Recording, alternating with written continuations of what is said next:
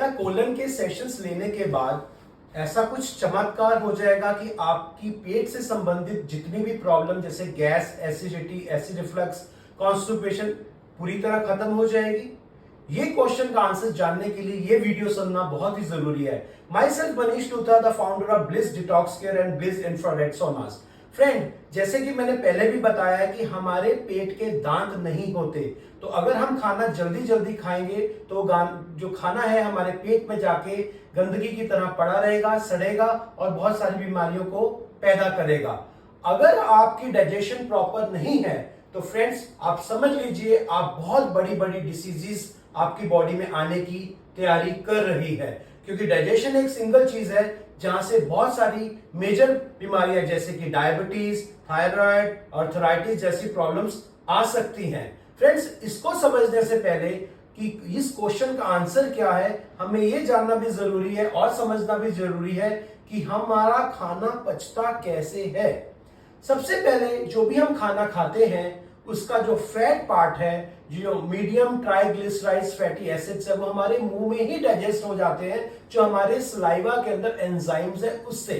अगर हम पूरी बॉडी के स्ट्रक्चर को समझे, ये हमारा माउथ है और ये बीच का जो पार्ट है इसको कहते हैं फूड पाइप। यहां मैक्सिमम हमारा जो पीएच है वो अल्कलाइन होता है और यहां पे लगा होता है एक स्पिंटर जो स्टमक के अंदर जितने भी एसिड्स हैं, अब जो हमारा स्टमक है वो मैक्सिमम एसिडिक होना चाहिए। जिन लोगों को एसिडिटी का प्रॉब्लम होता है, इसका मतलब क्या होता है कि स्टमक का एसिड जो है वो ड्रॉप हो रहा है और खाना पच नहीं रहा, और ये जो स्पिंटर है वो खुलना शुरू हो गया है और ये ट्रैवल करके ऊपर एक अलग सी हार्ट बर्न या एसिडिटी कर रहा है। तो फ्रेंड्स, जो हमारा स्टमक का एसिड है उसका मैक्सिमम होने से क्या फायदा होगा कि जो हम खाना खाते हैं उसके अंदर मेजरली तीन चीजें होती हैं। एक होता है प्रोटीन, एक होता है कार्बोहाइड्रेट्स और एक होते हैं हमारे मिनरल्स। जब हमारे स्टमक में खाना जाता है तो वहां पे डाइजेस्ट होने शुरू होते हैं प्रोटीन्स, और प्रोटीन्स को डाइजेस्ट करने के लिए हमें मैक्सिमम चाहिए एसिड्स। अगर एसिड्स ड्रॉप है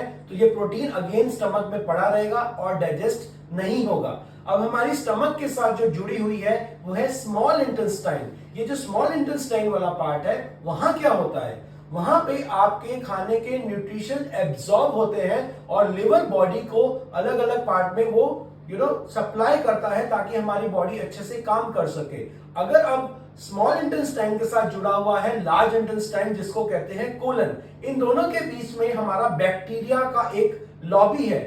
good bacteria and bad bacteria यहीं पड़े रहते हैं। फ्रेंड्स, अगर हमारी बॉडी में बार बार प्रॉब्लम्स हो रही हैं और हम बहुत सारे एंटासिड्स खा रहे हैं या फिर बहुत सारे एंटीबायोटिक्स खा रहे हैं, तो ये जो गुड बैक्टीरिया है वो आपकी बॉडी में खत्म होना शुरू हो जाता है और बैड बैक्टीरिया जो है वो बढ़ना शुरू हो जाता है और वहां पर प्रॉब्लम शुरू होती है सीबो की, स्मॉल इंटेस्टाइनल बैक्टीरियल ओवरलोड।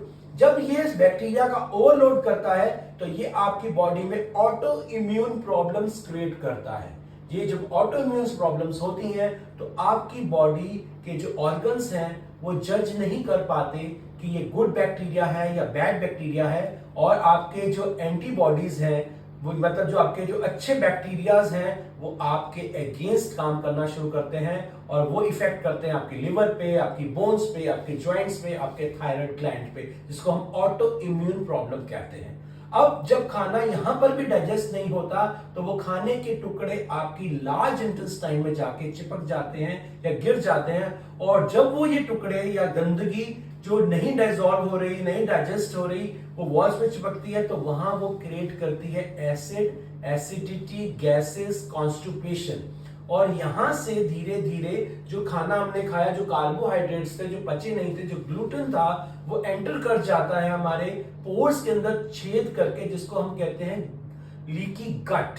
ये जाके करता है हमारे ब्लड में एलर्जीज, और कभी तभी हम कुछ भी खाना खाते हैं तो हमारे को बहुत सारी एलर्जीज होना शुरू हो जाती है। तो फ्रेंड्स, आप समझ रहे हैं कि कितनी सारी प्रॉब्लम्स स्टेजेस में हमारी बॉडी में आ रही हैं बिकॉज कि हम डाइजेशन पे ध्यान नहीं दे रहे। तो मैंने सबसे पहली बात जो कही थी कि हमारे पेट के दांत नहीं होते। आप अच्छे से अगर नहीं चबा रहे हैं तो सोचिए कितनी बड़ी डिसीजेस आपकी बॉडी में आना शुरू कर गई है। प्लस अभी जो कोलन के ऊपर जो ये गंदगी चिपकी हुई है, सबसे पहला स्टेप है, अगर आपको अपनी गट हेल्थ वापस पानी है तो हमें कोलन को क्लींस करना पड़ेगा, उसको साफ करना पड़ेगा, कॉज एंड इफेक्ट को समझना पड़ेगा। वो एक इफेक्ट है जो आपको acidity, acid reflux, gases, allergies, blotted stomach, ये सब प्रॉब्लम्स हो रही है, ये सब इफेक्ट है उसके। जो अभी कोलन में गंदगी पड़ी है, तो सबसे पहले हम कोलन को क्लीन करेंगे, जो 3 से लेके 6 सेशंस में होगा। उसके बाद हम ध्यान रखेंगे हमारी फूड हैबिट्स के। ये है वो आंसर उस क्वेश्चन का कि यस, एक बार तो टेम्परेरी आपको एकदम रिलीफ मिल जाएगा सभी प्रॉब्लम्स में, बट उसके अलावा आपको काम करना पड़ेगा अपनी फूड हैबिट्स पे। आपको अच्छे से खाना चबाना पड़ेगा।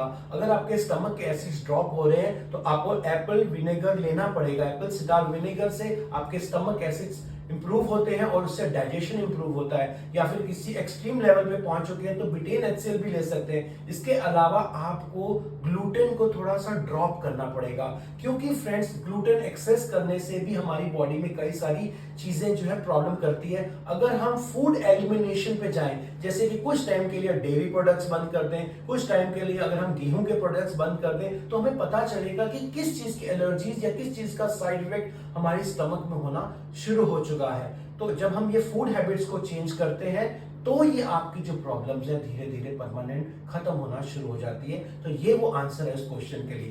प्लस हमारे यहाँ पर ये कोलन हाइड्रोथेरेपी सिस्टम के साथ हम आपको देते हैं स्किन डिटॉक्सिफिकेशन। इससे क्या होता है, हैवी मेटल्स बॉडी से बाहर चले जाते हैं। आपके जो डिटॉक्सिफिकेशन होता है, ये बेस्ट वर्ल्ड का डिटॉक्सिफिकेशन एक सिस्टम है जहाँ पे इंफ्रारेड डिटॉक्सिफिकेशन 30 मिनट्स के लिए दिया जाता है, और फिर कोलन हाइड्रोथेरेपी।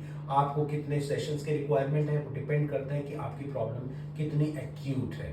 तो फ्रेंड्स, अगर आप अभी भी किसी तरह की कोई भी बीमारी से जूझ रहे हैं या प्रॉब्लम फेस कर रहे हैं स्टमक रिलेटेड, या आपको डर लग रहा है कि मेरी बॉडी में कई सारे डिसीजेस ना आ जाएं, तो सबसे पहले अपने कोलन को क्लींस कीजिए और फिर उसके बाद अपने फूड हैबिट्स को चेंज कीजिए। हमारे यहाँ पे डाइटिशियंस और जो यहाँ पे गाइड करने के लिए काउंसलर्स हैं वो आपको बताएंगे। आपको 7 to 10 डेज का गाइड जो डाइट है वो इंडिविजुअली आपको देंगे, ताकि आप उससे जो प्रॉब्लम फेस कर रहे हैं उससे बाहर आए।